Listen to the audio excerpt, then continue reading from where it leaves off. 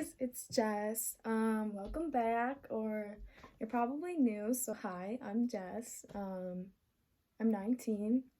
In today's video, I'm going to be talking about the real costs of owning a horse, and let's get started. So first of all, you have the actual cost of the horse.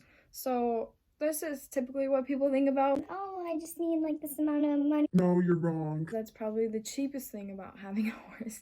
It's just that first initial payment. And a lot of horses belong to some sort of association. So since Lily's an appendix, she's registered as an American Quarter Horse, or the AQHA. I pay like a membership fee, and I can't remember if that was like a one-time thing, but I think it's annually. Like for her to be registered, and then I get like a little magazine in the mail. And yeah, I just want to throw that in there because a lot of people don't think about that. But next, you need to know where you're going to keep this thing. Board. How much does board cost in your area? A lot of areas are more expensive than other areas. You also have to think about like, what does that board include? Because a lot of barns, grain is included in your board, and obviously bedding and feeding. But sometimes it's really not. Sometimes it's not included at all. It could be a self-care facility where you go and you feed the whole time, or grain's just not included. So you just kind of got to think about like, what kind of grain does this horse eat? How much of it does it eat? And how much, like the frequency, do I have to buy these bags of grain?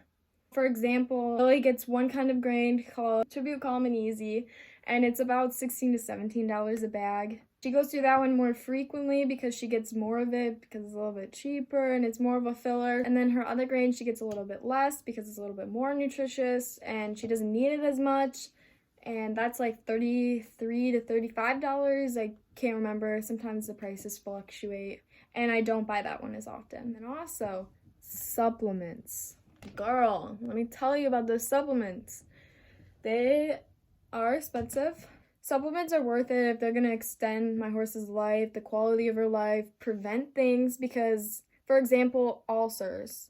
Ulcers are way cheaper if you prevent them than to treat them.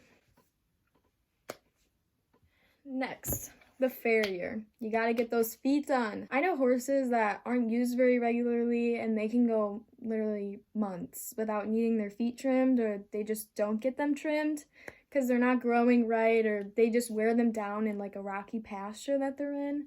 So this like completely varies by horse. Farriers vary with their prices. For example, I think the lowest I paid for like a barefoot shoeing or a barefoot trim is like $45, and some people may think that's expensive. I know people that pay less. I know people that pay more for a barefoot trim.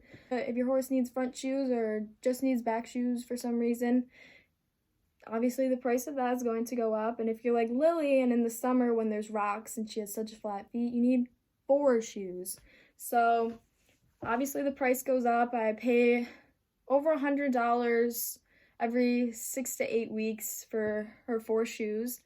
And I know a lot of people that pay a lot more than that, and I know people that pay a lot less than that. So yeah.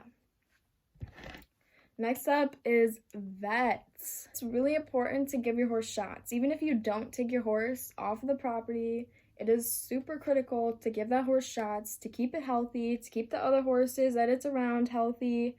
And there are a lot of diseases that can be transferred like from horses to humans or vice versa that are the main vaccinations that your horse gets.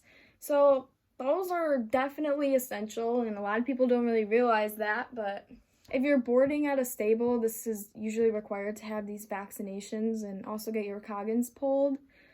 So they usually take care of that for you, like you don't really have a choice. But if they're at your house or your mom's house, your dad's house, your granny's house, I don't know, it's still important to get them. The Viterra Gold vaccine vaccinates for EEE, WEE, WNV or West Nile virus, TT or tetanus, influenza, and rhino. So I get that because it's like, what is that? 1, 2, 3, 4, 5, 6. It's a 6-in-1 vaccine. It's super easy. You don't have to get all of these different shots. I have spaced them out before, but this one just does just as good of a job. I don't have to pay for a vet call or trailer to the vet more than once, and it is a little bit more expensive. In March, I got Lily the Vatera Gold and got her Coggins pulled for the year. I paid $120 for the Vatera Gold and for her Coggins to get pulled. I can show you what her Coggins looks like. Coggins looks just like this, so I get a piece of paper. Sometimes the paper is yellow. This is also online, so I can get to it from my phone. So it all just kind of depends on your vet and like what they like to do.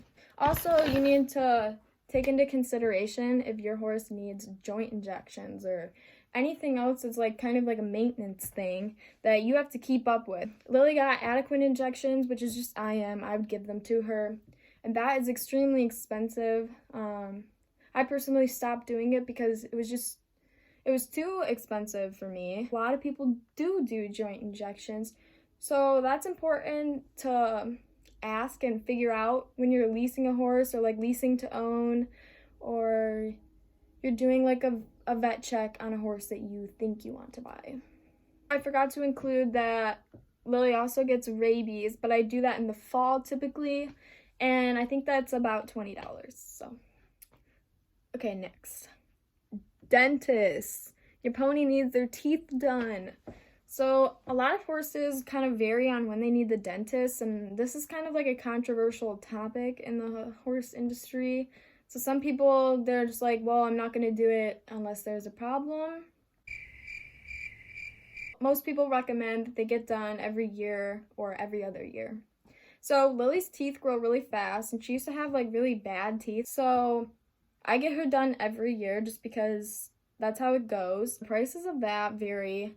I personally like to have a vet do it because vets are allowed to do equine dentistry. In case you didn't know, there are people that go to classes to become equine dentists, and a lot of people rave about them, and a lot of people prefer them because I would argue that they're always a lot cheaper than going to a vet, getting sedated, having a power tool, and then hand rasped. These people aren't allowed to sedate unless a vet is there to sedate the horse. And they typically do hand rasping, so people view that as less harsh, and I'm not going to get into like all of the opinions on it, but I prefer to go to a vet or a vet that specializes in equine dentistry, and I've pay around $130, and that can skyrocket up. Teeth are extremely important to behavioral eating. If you have a horse that can't keep weight on it, it probably has a teeth problem. Behavioral problems, first thing they check, teeth. So yeah, just gotta stay up to date on that. So next, we need to talk about worming, because worming is also very important, and it is usually something that boarding facilities kind of regulate or monitor, and a lot of boarding facilities actually will worm your horse for you, and you don't even have to buy it, you don't have to worry about it. So people have different worming schedules. Some people only do it like when the seasons change. A lot of people recommend doing it every other month, every 2 months. And you have to kind of get on a schedule, and that's what I did. I found like a schedule from a vet near me, and I printed it out, and it tells me exactly what kind of main ingredient in the wormer that I should be looking for at these times of the year. So that's what I do, and it even gives me some brands that include that. So I go out and I buy that, and I typically do it every other month. And a lot of wormers are way cheaper than a lot of other wormers, but it doesn't always work like that. Like some wormers are like $12, and you should use that wormer that worms for that specific kind of worms for that month or that season or that time of year.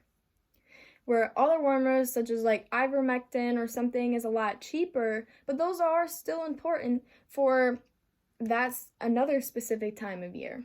So it just kind of varies. So to give you an idea, you could say $5 for 6 times a year. That would be like probably the most you would ever worm a horse. And $5 is kind of right in the middle, because I think ivermectin is about like $1.99, and then you might have that one that's like $12 or $10. So it'll make up for each other. So that'll be about $30 a year. So you can just use that as a rule of thumb. Also, you have to think about like chiropractic work.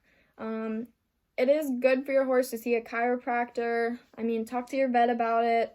Talk to people you know about it. Make sure it's a good chiropractor. I just had Lily done yesterday, actually. It seems to help, but again, make sure you have someone that knows what they're doing.